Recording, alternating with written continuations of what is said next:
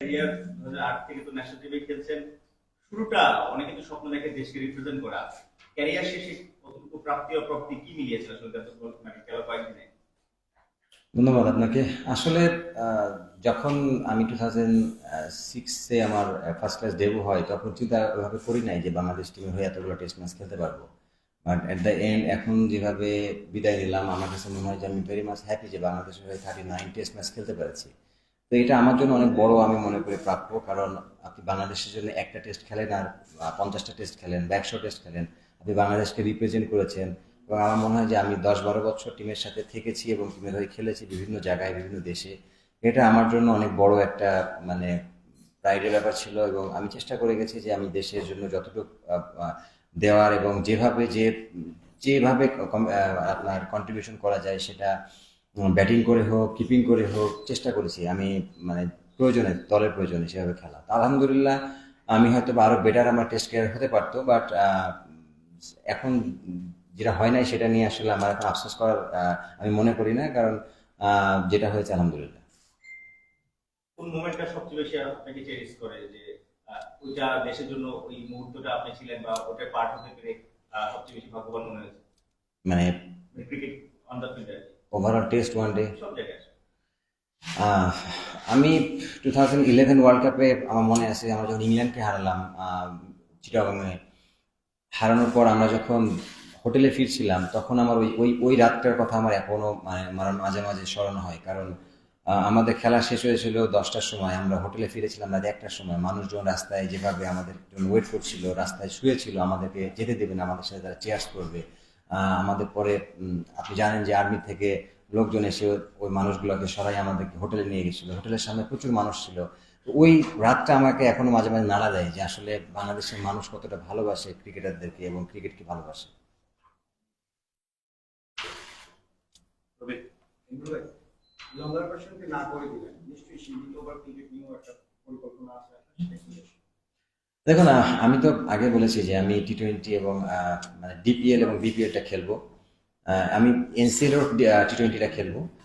But of course আমি চেষ্টা করবো যে ওয়ান ডে ফরম্যাট তো যেহেতু এখনো আছে, আমি রিটায়ার্ড নিই নাই, বাট আমি সামনে আপনার প্রিমিয়ার ডিভিশন খেলা আছে। আমি চেষ্টা করে যাব ক্রিকেটে এনজয় করার জন্য, এনজয় করব।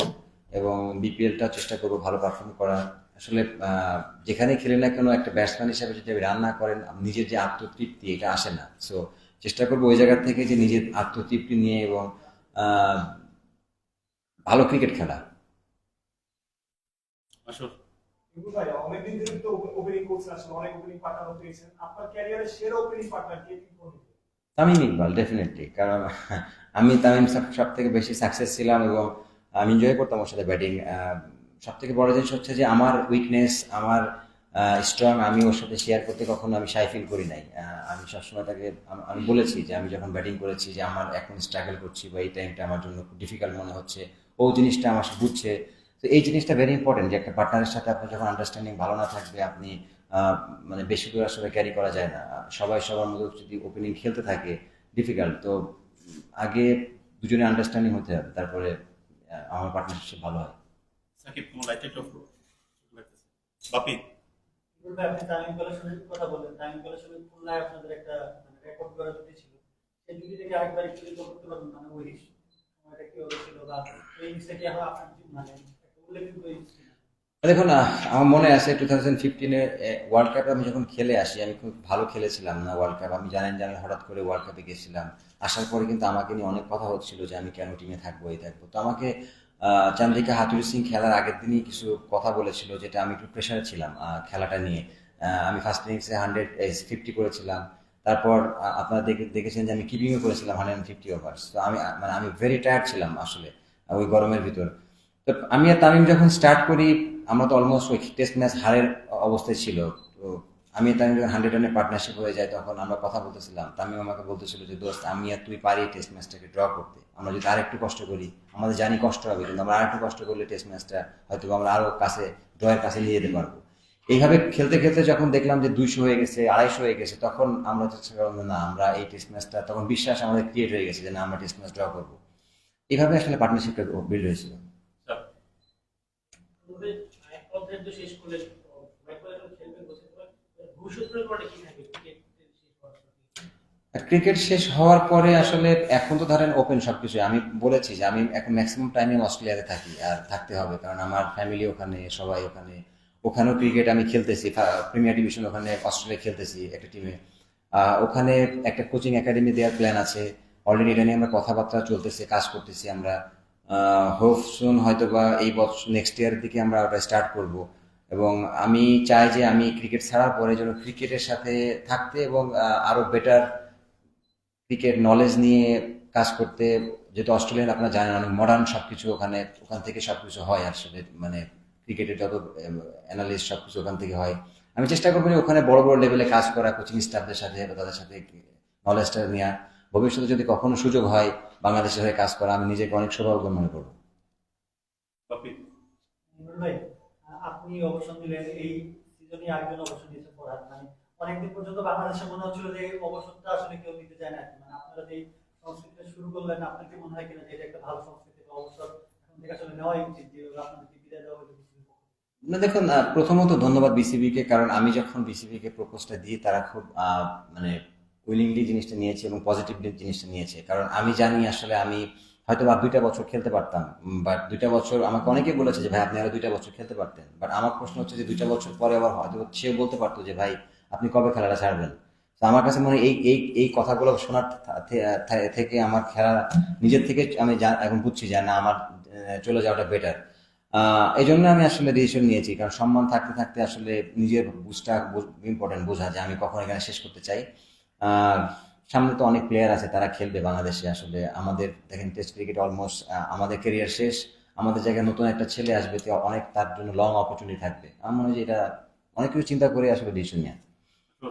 আইনুল ভাই, আপনি তো অনেকদিন ধরে 17 বছরের পাঁচ ক্লাস ক্রিকেট খেলেছেন, শেষের দিকে এসে আসলে এমন কাকে মনে হচ্ছে ইয়ার প্রসপেক্ট যে আসলে তার ফিউচারটা অনেক ব্রাইট, অনেক ভালো করতে পারে টেস্ট ক্রিকেট? আমি সোফার বাংলাদেশের যতগুলো ব্যাটসম্যান দেখলাম এখন পর্যন্ত, আহ, আমার কাছে ব্যাটিং ভালো লেগেছে ইয়াংদের ভিতরে অমিত হাসানের। আপনি সিলেটে খেলতেছে একটা ছেলে, is very good batsman. Technique wise, temperament test ক্রিকেটের জন্য পারফেক্ট আমি মনে করি। হয়তো বা সিলেক্টররা তাকে চিন্তা করবে এবং সে পারফর্ম যদি করতে থাকে ডেফিনেটলি আসবে। রূপক, 16-17 বছরের ক্যারিয়ারে ন্যাশনাল টিমে ছিলেন, বাহির থেকেও দেখেছেন।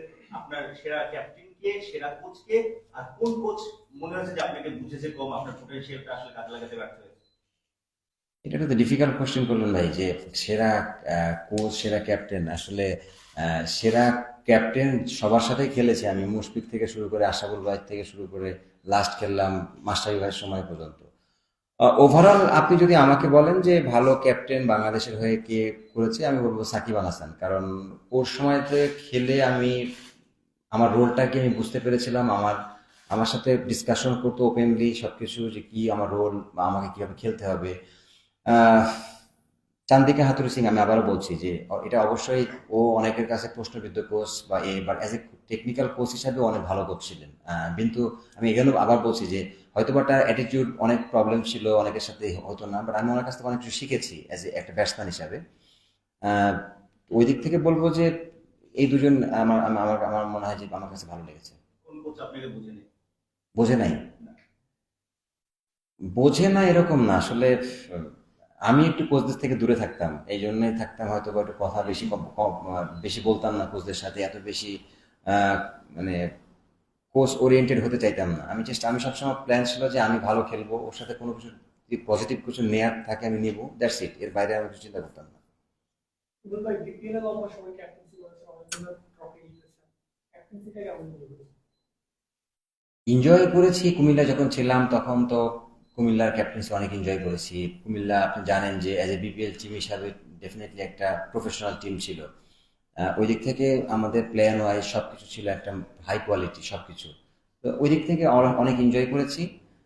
ক্যাপ্টেন তো আমি কুমিল্লাতেই করতাম, আর এখন প্রিমিয়ার লিগে মোহামেডানের হয়ে করেছি।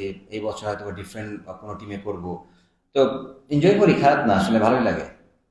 তবে নির্মল ভাই, আন্তর্জাতিক ক্রিকেট আসলে অনেক কিছু কেটেছে আপনার, কিন্তু কখনো আসলে সেভাবে ঠিক হতে পারে। তো এই নিয়ে আপনার মোটামুটি কিছু হতাশাও আছে, ক্ষোভও আছে। স্পেসিফিকলি আসলে নির্বাচকের দায় কতটা থাকে? দেখুন, এই মুহূর্তে এসে আর এসব কথা আর বলতে চাচ্ছি না, কারণ যেটা হয়েছে আমি মনে করি সেটা আমার কপালে ছিল। আমি বলবো না যে আমি 100% রাইট ছিলাম। আমি হয়তো বা আরো বেটার ক্রিকেট খেলতে পারতাম, বেটার ক্রিকেট খেললে হয়তো আমি কন্টিনিউ হইতাম। বাট হ্যাঁ, এট দ্য সেম টাইম যে অপরচুনিটি গুলো যদি আমার আরো একটু ফ্লেক্সিবল ভাবে থাকতো তাহলে হয়তো বা আমার ক্যারিয়ারটা ডিফারেন্ট হইতো। ওই অপরচুনিটি গুলো হয়তো বা ফ্লেক্সিবল ছিল না, আমিও জানতাম না যে খেলার পরে নেক্সট সিরিজ আমি আসি কিনা বা নেক্সট ম্যাচ আসি কিনা। তো এই জিনিসগুলোতে হয়তো আমার জন্য খুব ডিফিকাল্ট হয়ে গেছিল। আর হতাশা নাই, দেখেন আরো চেয়েছিলাম বাংলাদেশ টিমকে সার্ভিস দেওয়া, আমার পিক টাইমটা আমি ভালো খেলতেছিলাম, চেয়েছিলাম যে আমি আরো দেশকে কিছু দেয়া। বাট ঠিক আছে, আমি বললাম তো আমার হয়তো বা কপালে ছিল না, এই জন্য আমি লাকটা আমি ডেফিনেটলি বিশ্বাস করি।